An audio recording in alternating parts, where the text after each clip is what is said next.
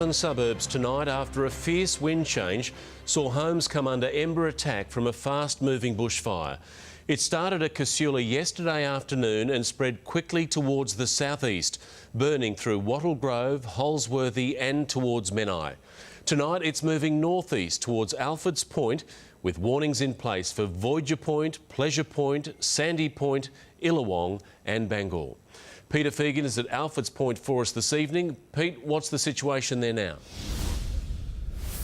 Well, Mark, despite this fire being downgraded to a watch and act, it'll still be a very nervous night here for residents, and that's because of the spot fires you can see behind me here. They're caused by embers and fuelled by high winds. Now, residents are reminded to, of course, follow their bushfire plan. If they do have an emergency, call 000 immediately. There's been some epic battles here today, Mark, since the emergency message to seek shelter was sent out at midday. A desperate fight to save homes under an ember attack. Residents putting themselves in the firing line to save their homes. After the fire threat was downgraded in the early hours, conditions turned. We don't worry about that top bit, worry about the bottom bit. Winds picked up and the fire front changed direction. Emergency warnings were issued and homeowners listened. Garden hoses quickly becoming the essential survival tool. Last night, an eerily hot April night helped create the perfect firestorm. The flames surging from all directions. Embers raining down on firefighters aided by rushing winds. A furious Mother Nature threatening lives and homes. These are just some of the 500 firefighters on the front line. The flames perilously close to homes at Menai. A tough decision for residents: stay and defend or leave. You need to be prepared. If not, this is the perfect time now to leave. It's their last opportunity, you're saying? Yes, absolutely. Hundreds chose to get out while they could. We just grabbed a couple of photos and we're not sure we're going to go so far, but we'll find somewhere.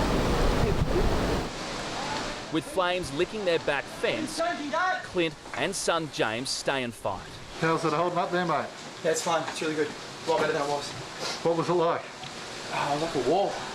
Conditions for firefighters couldn't be worse. Hot, blustery, windy conditions. You're talking about ember storms. You're talking about ember showers, ember rainstorms, effectively showering down on firefighters, showering down on communities.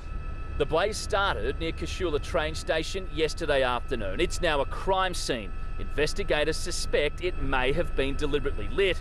However it started, it moved quickly, burning through the Holsworthy Army base. Non-essential personnel were evacuated, but for most, it was too late to leave. Parts of the rail network were closed. This train was the last one through.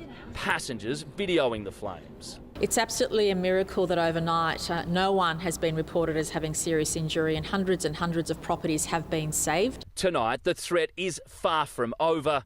Another anxious evening ahead. Peter Fegan, 7 News. Now, the Prime Minister has travelled to the fire zone to be briefed on the emergency, thanking firefighters for their remarkable efforts to save properties. And like everyone affected by the blaze, he's dismayed to discover it may have been deliberately lit, putting so many lives in danger. Menai, a suburb under siege.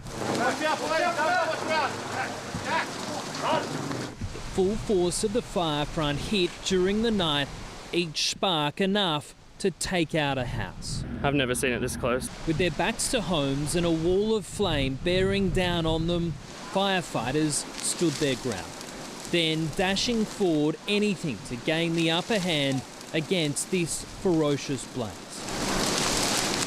After an all-night battle, by daybreak, the threat had eased, but not entirely. This is not letting up, is it? No, it's not. Volunteer firefighters tied up elsewhere.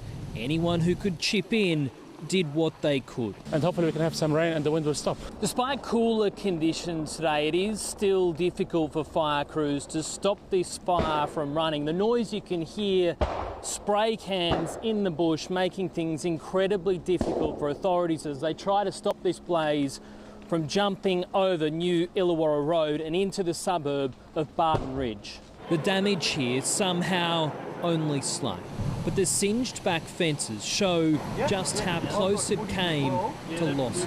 This was all on fire this morning when we got here, and yeah, it got pretty scary last night. Standing alongside our volunteer fireys, community-trained crews in blue, protecting their own streets. The wind last night was just unbelievable. Never seen anything like it. And it wasn't just homes they saved. This koala, just one of the native animals rescued as their homes burned down. On behalf of all Australians, how much we admire the firefighters and thank them. And to think all of this is the result of someone's criminal intent. Extremely concerned. It's a matter it's being investigated by the police. This is one of 2 evacuation centres open tonight. Around 30 people spent the day here. Many in the past hour have moved to emergency accommodation. Some have gone back to the fireground, back to their homes where it is safe to do so. But speaking to the evacuees, you get the overwhelming sense of relief that no homes have been lost here. Mark? Yeah, they have done remarkable work. Cameron Price, thank you.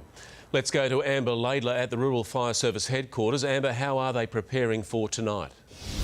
Mark, the main focal point for crews tonight are the fires burning in Menai, Alfords Point and Barden Ridge. There are more than 500 firefighters still on the ground there, and they say more than 2,500 hectares of land have been burnt. Now, earlier today there were some intermittent power outages throughout the region, but I have spoken to Ausgrid. They've confirmed that the fire is moving away from those high voltage lines, so there are no more threats of any power outages. All trains have returned to service, but Heathcote Road remains closed between New Illawarra Road at Lucas Heights and MacArthur Road at Holsworthy. They are expecting this road to remain closed for up to 72 hours. So the advice for drivers tomorrow morning is avoid the area altogether. Use the Princess Highway through Heathcote and Engadine or the M5 at Hammondville instead. Mark, crews will remain on the fire ground throughout the night, but the good news is conditions do appear to be easing.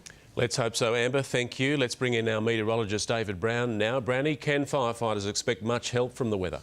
I think so, Fergo. Yes, that dry and gusty westerly wind over the fire zone is easing as we go to air. In fact, it should tend light northerly overnight as temperatures drop. But look, at the moment in our city, it's sitting on 23 degrees. That bone dry westerly wind's running at around 22 kilometres per hour. Now, our model predicts a light northerly developing overnight. Now, by mid-morning, we'll see the wind tend westerly again, and it should average around 20 to 30 kilometres per hour from around about late morning. But in the medium term, some rain is in the wind. Check out this. We'll see some showers streaming in from the south during Tuesday. Hopefully, there'll be enough to knock the fire out. And, of course, I'll have a detailed look at the week ahead straight after sport, Fergo. Yeah, let it rain, David. Thank you.